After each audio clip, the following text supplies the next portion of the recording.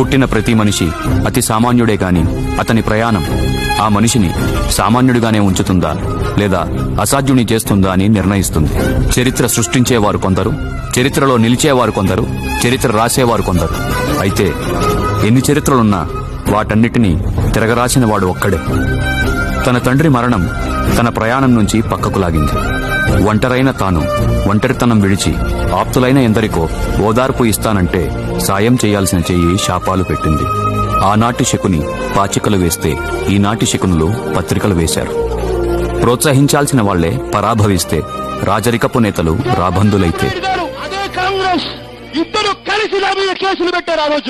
జగమింతేనేమోనని జగన్ జనంతో కలిస్తే దుష్టజాగిలాలు జట్టుగా వస్తే జగన్ చుట్టూ జనం చేరారు. హస్తిన ఇచ్చిన హస్తపు బలంతో పచ్చకామర్ల పసుపు సైన్యం ఉక్కుపాదాలతో పాతాళానికి తొక్కింది. వారి దర్భం ఈ ధీరుణ్ణి దాసుణ్ణి చెయ్యాలనుకుంటే విజయమ్మ బిడ్డ పడుతున్న బాధ చూసి ప్రతి అమ్మ తన బిడ్డ బాధేమో అని తల్లడిల్లింది. తల్లడిల్లిన ప్రతి గుండె తోడ్పాటు ఇచ్చింది. ఈ నిస్వార్థపు నాయకుడికి నిరాజనాలు పట్టింది. పాతాలపు కోటల్ని పాదాలతో బద్దలు కొట్టి జనాలు తమ భుజాలను మెట్లగా చేసి మేరునగ ధీరుడి ముద్దుల బిడ్డను పర్వత శిఖరానికి చేర్చింది.